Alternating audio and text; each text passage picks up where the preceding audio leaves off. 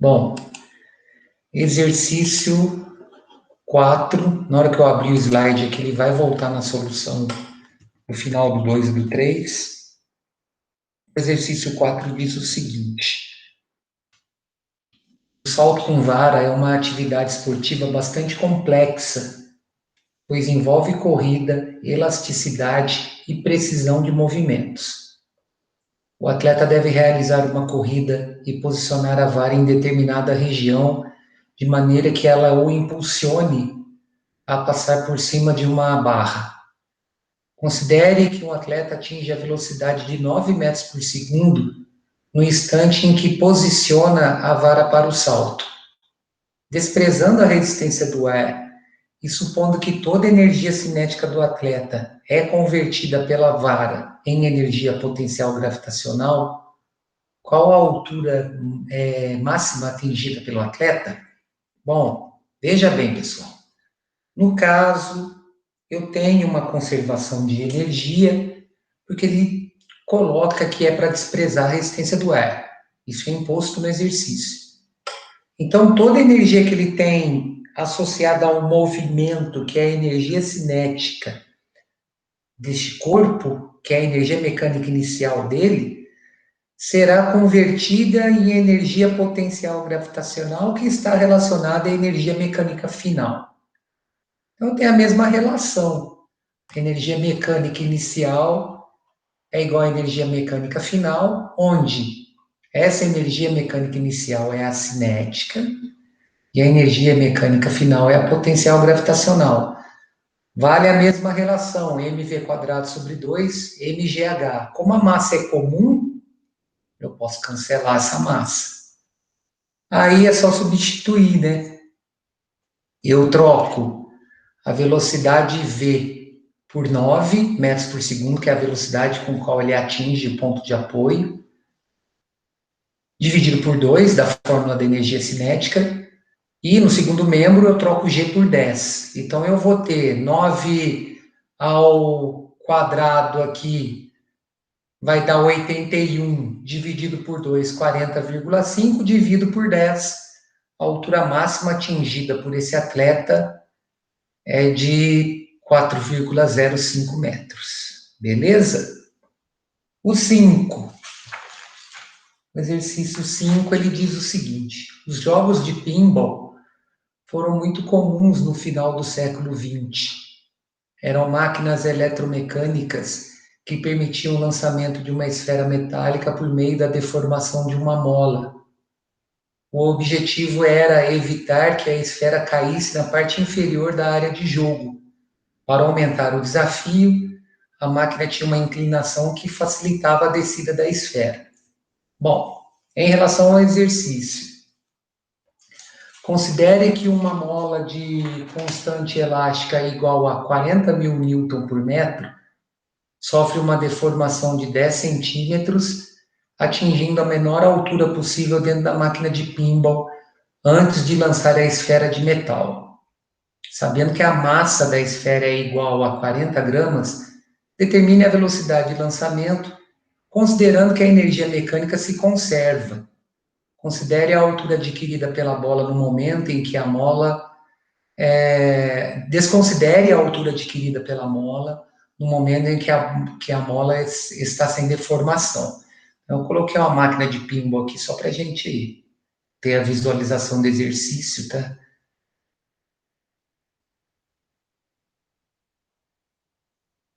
Bom, vamos lá então.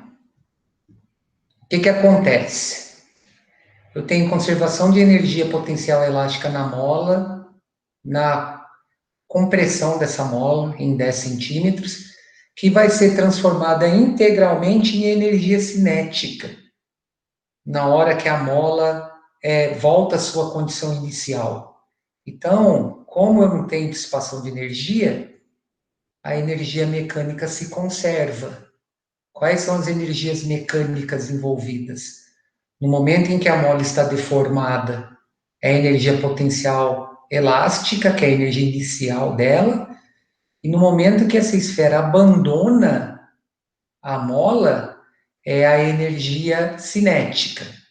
Então, eu vou ter K delta x quadrado dividido por 2 igual a mv quadrado dividido por 2. No caso, eu posso cancelar esse denominador. Esse denominador é comum. Então, o que vai sobrar para a gente? K delta x quadrado igual a mv quadrado. Aí é só trocar valor. 4 vezes 10 a quarta é a constante elástica da mola de 40 mil newton por metro. 10 vezes 10 a menos 2 é a deformação da mola. E 4 vezes 10 a menos 2 é a massa de 40 gramas transformada em quilograma. Aí é só resolver a potência, multiplicar e dividir por esse resultado aqui. Ó. O que vai dar aqui? Aqui, nesse parênteses, vai dar 100 vezes 10 a menos 4. Ou seja, é 10 a menos 2. Então, eu estou multiplicando 4 vezes 10 a quarta pelo resultado dessa potência, que é 10 a menos 2, e dividindo esse resultado por 4 vezes 10 a menos 2. Ou seja, eu estou dividindo 4 vezes 10 ao quadrado, que é a multiplicação dessa potência de base 10, somando o expoente 4 com o expoente menos 2, daí esse resultado aqui, dividindo por 4 vezes 10 a menos 2. Ou seja, v quadrado dá 10 mil. A raiz quadrada desse 10 mil dá uma velocidade de lançamento dessa bolinha de 100 metros por segundo, é muito rápido. Dá 360 km por hora o lançamento dessa bolinha, nessa máquina de pinball. Por que é tão rápido assim? Vamos entender por que é tão rápido. Porque a constante elástica da mola é muito alta. Essa mola, para eu deformar essa mola, para eu deformar essa mola em 1 metro, eu preciso aplicar uma força de 40 mil newtons. Então, ela é uma mola bem resistente, ela é uma mola bem dura. Então, ela transforma integralmente essa energia associada à deformação, à constante elástica dela. Quanto maior a dureza da mola, maior é a quantidade de energia que eu consigo acumular nessa mola para uma deformação qualquer. Bom, o sexto e último, para a gente entrar em dissipação de energia. O trampolim acrobático, conhecido popularmente como cama elástica, é considerado esporte olímpico desde as Olimpíadas de Sydney, em 2000. Nesse esporte, o atleta é avaliado tanto em suas acrobacias como na amplitude de seus saltos, ou seja, na altura que ele alcança. Tá? Considere que um atleta de 80 quilogramas consiga atingir a altura de 4 metros em relação à cama elástica relaxada. Desconsiderando as forças dissipativas, qual deve ser a deformação da cama elástica para que o atleta atinja essa altura? Aí foi dado que a constante elástica dessa cama elástica é de 8 mil newton por metro e que a aceleração da gravidade é de 10 metros por segundo ao quadrado. Bom, vamos entender uma coisa aqui. Eu tenho um tipo de energia mecânica transformando integralmente em outro tipo de energia dentro de um processo de conservação.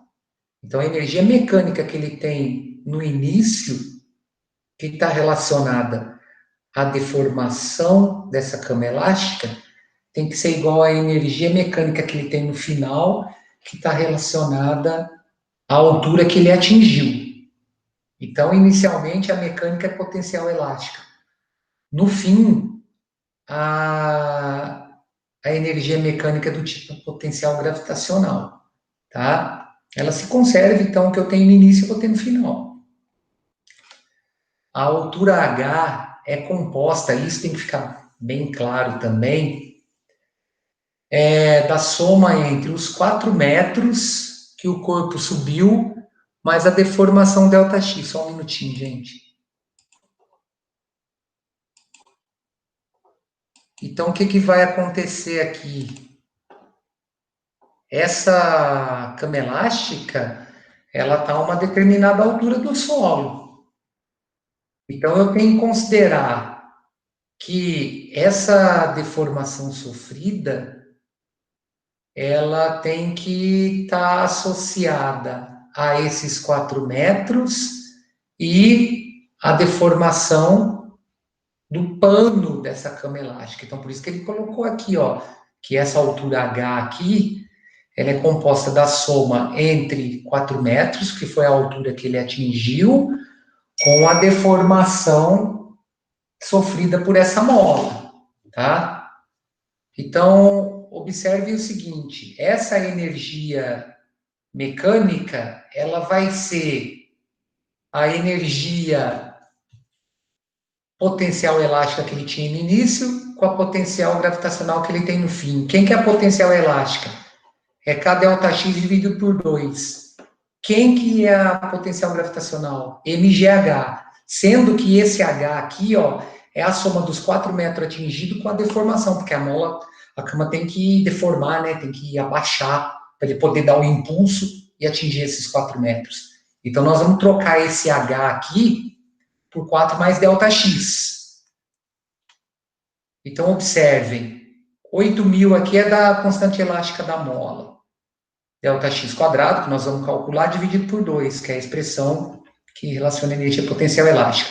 Aí, no segundo membro, eu tenho 80 da massa do atleta, com 10 aceleração da gravidade, com 4 mais ΔX, que é a altura relacionando os 4 metros que ele atingiu e a deformação, que dá um impulso para ele atingir. Aí dividiu 8.000 por 2, 4.000 ΔX quadrado, multiplicando 80 por 10, 800 vezes 4, 3.200, passo distribuindo aqui 800x. Divide tudo por 100,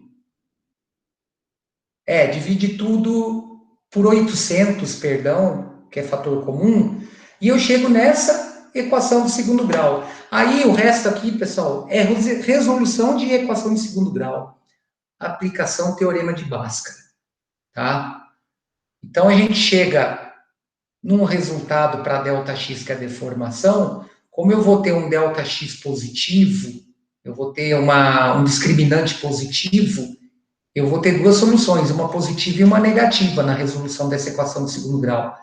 Mas como eu tenho que considerar a deformação sofrida, que é algo que existe, é uma coisa que existe, eu vou desconsiderar essa deformação negativa, tá? Porque eu precisei deformar de uma medida para ele poder criar um impulso. Então, a deformação sofrida pela mola é uma deformação de 1 metro, que é obtida do resultado da resolução dessa equação do segundo grau aqui, beleza? Bom, vamos entrar nos sistemas não conservativos, então.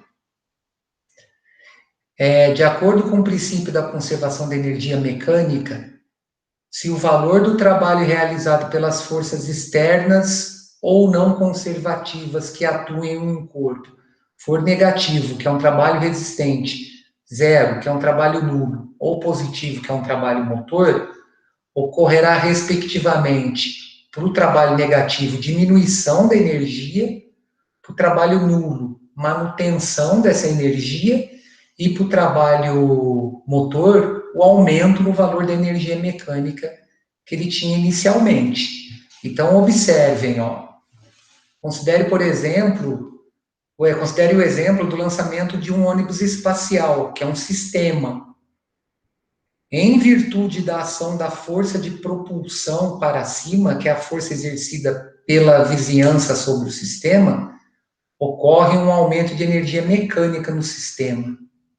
Por que isso? Porque inicialmente, por estar em repouso no solo, o ônibus espacial não tem energia cinética nem energia potencial gravitacional em relação ao solo. Então, na decolagem de um foguete, a força de propulsão dos gases faz com que a energia mecânica do foguete aumente. Por que isso vai aumentar? Porque esses motores irão realizar um trabalho motor, ou seja, eles vão causar um aumento da energia cinética desse sistema, provocando com isso um aumento na altura em relação ao solo. Então, a energia mecânica desse sistema aumenta devido ao aumento da energia cinética e o aumento da energia potencial gravitacional, tá? Bom, Então, com isso, a gente pode determinar o que é a dissipação da energia mecânica. Na física, a palavra dissipar indica a transformação de qualquer modalidade de energia útil, que é aquela que a gente usa para a realização de trabalho, em energia não útil, como, por exemplo, a energia térmica. Veja, por exemplo, como podemos descrever o funcionamento do motor de um carro do ponto de vista das transformações de energia. A reação química de combustão que ocorre no interior libera energia térmica, que é parcialmente convertida em energia de movimento das partes internas do motor, o que faz com que o carro possa se mover em relação ao solo. Mas nem toda a energia térmica gerada na combustão é transformada em energia de movimento. Parte dela é liberada pelo sistema de escapamento de gases. Assim como a função principal do carro é o movimento, a energia química da combustão que foi aproveitada para gerar movimento é considerada energia útil. Já a energia térmica liberada no escapamento pode ser tratada como não útil, pois a função principal de um carro não é esquentar, a função do escapamento é essa, tá? Uma das, né, funções é liberar os gases para que não ocorra o aquecimento do motor. O carro não foi feito para esquentar. O motor de carro foi feito para gerar movimento. Só que eu tenho muita perda. Na verdade, eu aproveito só 25% da energia armazenada no combustível para realizar movimento no veículo. Então, o aquecimento excessivo do motor pode causar danos irreversíveis a algumas peças. Por isso, o monitoramento da temperatura do motor e a conferência de água do sistema de refrigeramento ou refrigeração são importantes para estender a vida útil do veículo. Então, por exemplo, o que acontece? Você está viajando numa estrada. Se você ficar muito tempo atrás de um caminhão nessa estrada, a uma velocidade constante, pode ocorrer aquecimento do motor, porque esse motor não está recebendo ar, devido a esse caminhão estar impedindo esse deslocamento de ar na frente do carro. Então, pode gerar aquecimento do motor. E como diz o texto, motor de carro não foi feito para aquecer. Motor de carro foi feito para gerar movimento. Tá? Então, neste caso, a energia mecânica do motor não é conservada. Energia mecânica, tá? Não é conservada. Porque existe a realização de trabalho de forças dissipativas que reduzem a quantidade de energia mecânica desse corpo, ou seja, a variação da energia mecânica é negativa. Eu estou perdendo, por isso que eu vou ter variação de energia mecânica negativa. Neste caso, a variação da energia mecânica ele é igual ao trabalho das forças dissipativas. E o que é a variação dessa energia mecânica? É a energia mecânica final menos a energia mecânica inicial. Isso vai ser igual ao trabalho das forças dissipativas, ou seja, no final do processo, eu não conservo a energia mecânica que eu tinha inicialmente com a energia mecânica que eu vou ter no fim, porque eu tenho parte dessa energia transformada em calor. Olha lá, ó. Como consequência, a energia mecânica final é menor que a energia mecânica inicial, uma vez que houve perda de energia mecânica, ou seja, eu tive energia dissipada. Essa soma aqui, tá vendo? Esse valor que está sendo somado aqui é considerado essa perda. E essa perda ela é em decorrência do trabalho realizado por essa força dissipativa. Ah, mas se eu estou somando, como é que eu estou perdendo? Eu estou somando um negócio que está sendo dissipado, certo? No resultado aqui da conta, na hora de eu equacionar, essa energia dissipada, ela está associada a um sinal negativo. Então, por isso que a energia mecânica final desse sistema não conservativo é menor que a energia mecânica inicial. Parte dessa energia foi transformada em energia térmica, foi transformada em calor. Então, ó, observe aqui, ó, nessa figura, ó. Na frenagem de um veículo, a dissipação da energia mecânica não é um fator negativo. Por esse motivo, diversos testes são realizados para aumentar a eficiência de frenagem dos automóveis para que eles desacelerem mais rapidamente. Então, nesse sistema, o que vai acontecer?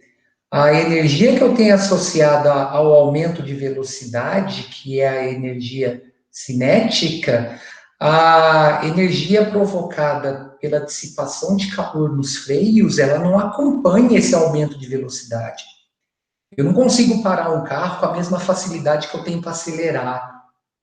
Então, é feito desenvolvimento de pneu, de sistema de frenagem, para que essa desaceleração seja a mais rápida possível, para que você não percorra uma grande distância, fazendo com que a velocidade desse veículo diminua, tá? Então, ó, em processos mecânicos gerais, as principais forças resistentes e, por isso, dissipativas, são as forças de arrasto do ar e de atrito entre as superfícies sólidas. Por exemplo, na ilustração a seguir, considere que o objeto se movimenta com velocidade inicial igual a VI. Depois de passar por uma região de atrito, que é essa região aqui, ó, a superfície com atrito aqui, no plano horizontal, o objeto tem velocidade VF de módulo menor que a velocidade inicial, ou seja, na hora que ele entra nessa superfície com atrito, se houve redução da velocidade do corpo durante esse deslocamento, houve perda de energia. Essa perda de energia está relacionada ao contato desse corpo com essa superfície com atrito. Parte da energia que ele tinha na forma de energia cinética foi transformada em calor, que foi dissipado no meio, tá? Então, veja bem, ó, neste caso, a energia mecânica final é menor que a energia mecânica inicial. A velocidade é menor, né, lá, ó, pelo próprio vetor aqui, a gente vê que o vetor velocidade final é menor que o vetor velocidade inicial. E uma vez que houve transformação de parte dessa energia mecânica em energia térmica, relação do trabalho da força de atrito. Então, o que esse trabalho da força de atrito faz? Ela realiza um trabalho resistente. Ela realiza um trabalho onde essa força de atrito tem sentido contrário ao deslocamento. Então, eu vou ter uma força dissipada no meio, porque o resultado desse trabalho é negativo. Então, esse resultado negativo é a dissipação de energia. Então, ó, a energia cinética é transformada em energia térmica e sonora em virtude da realização do trabalho da força de atrito. Na hora que ele entra nessa superfície, vai gerar ruído também. Então, eu vou ter mais uma perda de energia para o meio, tá? Que é na forma de energia sonora também. Então, quando se fala de dissipação de energia mecânica, é comum associá-la a algo sempre prejudicial. Agora pense, quando um carro é freado, a força de atrito que os freios proporcionam dissipa a energia cinética associada ao movimento. Isso é ruim? É claro que a força de atrito realiza trabalho resistente, pois atua em sentido contrário ao movimento das rodas do carro. Mas isso não significa que, neste caso, o atrito seja prejudicial. Afinal, espera-se justamente que essa força possa dissipar energia com o intuito de parar o veículo.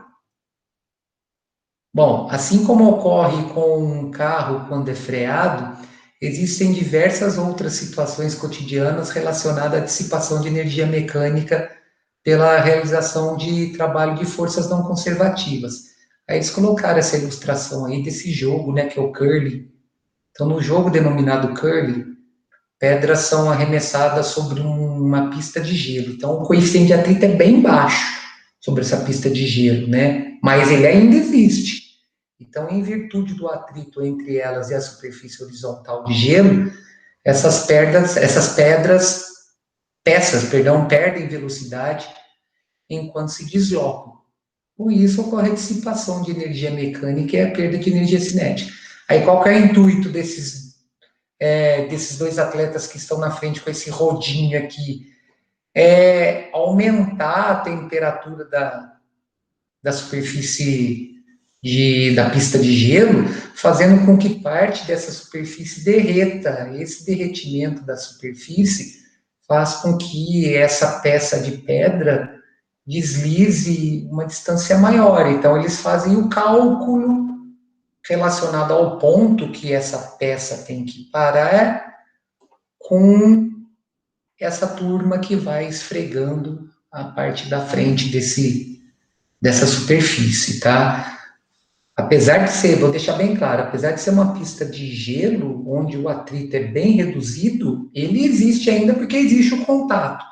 Então, uma hora essa energia vai dissipar. Se essa moçada não fica esfregando o chão aqui na frente, o lançamento dessa pedra vai determinar uma distância menor a ser percorrida pela mesma. Tá? Bom, agora que algumas situações de dissipação de energia foram comentadas, responda a essa pergunta. Se a energia não pode ser criada nem destruída, como é possível ter diminuição de energia mecânica nos sistemas classificados como dissipativos? Para compreender como isso é possível, é preciso tratar uma importante lei da física, que é a lei da conservação da energia. Então, o que vai acontecer? Eu vou ter uma diminuição da energia mecânica final do sistema relacionada à energia mecânica inicial que ele tinha, no caso de eu ter dissipação de energia. Mas no processo, pessoal, tudo se conserva, porque o que ele tinha inicialmente vai ser transformado num tipo de energia numa situação final, adicionada a essa energia que foi dissipada.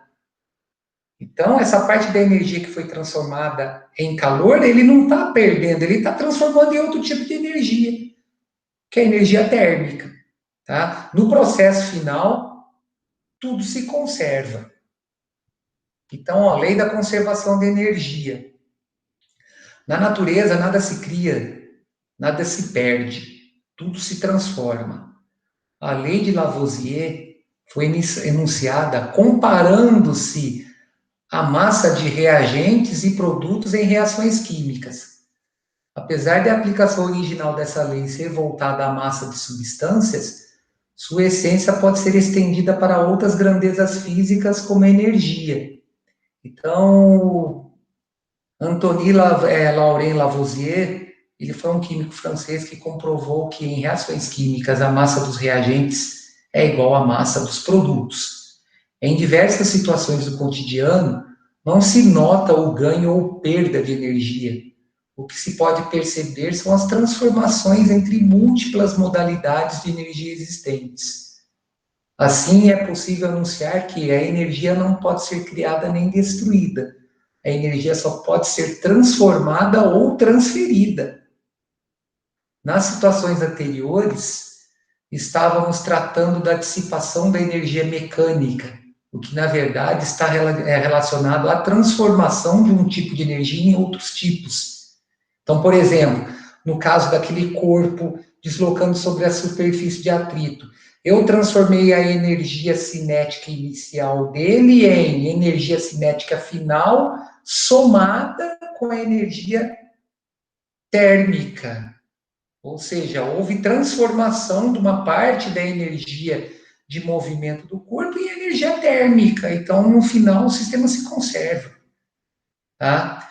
Então, por exemplo, quando um trem, que é um sistema, está em movimento, por exemplo, a energia cinética envolvida pois há velocidade em relação a um referencial. Durante a frenagem desse trem, a energia cinética diminui em decorrência da ação da dissipação de energia mecânica pelo trabalho da força de atrito, que é o trabalho realizado pelos freios. Essa energia dissipada transforma-se, na realidade, em energia térmica sonora ou em outros tipos de energia que é transferida para a vizinhança do sistema. Então, toda a energia que ele tinha acumulada no início, ela foi usada para fazer esse trem diminuir, parte dela foi transformada em calor, parte dela foi transformada em som. No final, se eu somar tudo isso, eu vou ter o que ele tinha inicialmente. Então, um trem em alta velocidade tem uma grande quantidade de energia cinética.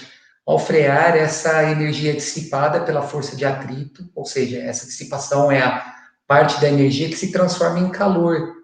E também pode ser transformada em outras modalidades, ruído, que está relacionado à energia sonora, por exemplo.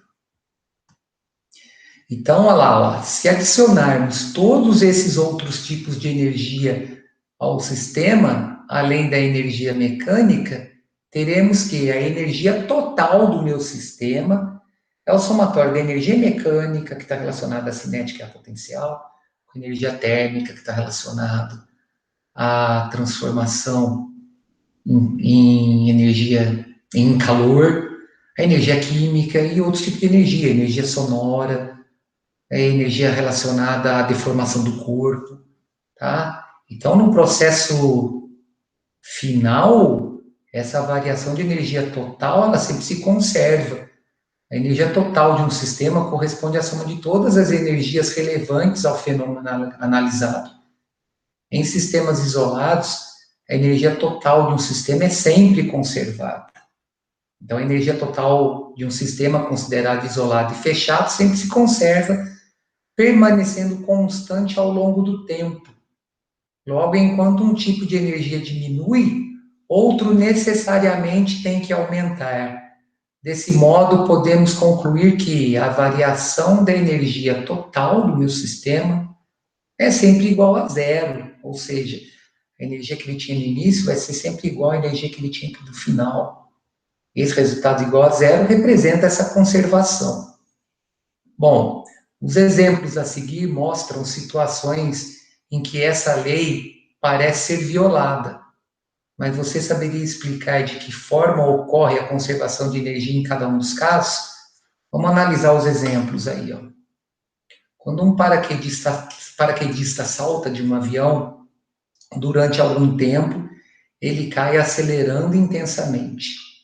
Ao abrir seu paraquedas, ele sofre forte desaceleração e, depois de algum tempo, passa a descer com velocidade constante. Nessa situação, o que ocorre com a energia mecânica, visto que há diminuição da energia potencial gravitacional? Então, durante um salto de paraquedas, ocorre diminuição da energia mecânica em virtude do fato de que a resistência do ar realizar trabalho resistente, né? O ar vai bater aqui na superfície do paraquedas. Como a partir de certo momento a velocidade do paraquedista é constante e a altura dele em relação ao solo diminui, a dissipação de energia se dá com a perda de energia potencial gravitacional. Então, observem, parte da energia mecânica do paraquedista é dissipada pelo aumento de agitação das moléculas da atmosfera, ou seja, estou criando um arrasto, né, do vento no corpo desse paraquedista. Durante a queda, a resistência do ar também gera uma agitação constante no tecido que compõe a roupa do paraquedista, fazendo com que sejam produzidos ruídos. Então, já estou tendo perda de energia devido a esse atrito do ar e perda de energia ocasionada pelo ruído. Além disso, o efeito da resistência do ar sobre a roupa pode gerar um sutil aquecimento. Como as camadas de ar estão sempre em constante movimento, esse aquecimento não pode ser percebido pelo paraquedista. Mas, no caso de um ônibus espacial que está entrando na atmosfera, sua velocidade é tal que a temperatura da base do ônibus espacial pode chegar na ordem de milhares de graus Celsius. Chega em torno de 2.500 graus Celsius, mais ou menos.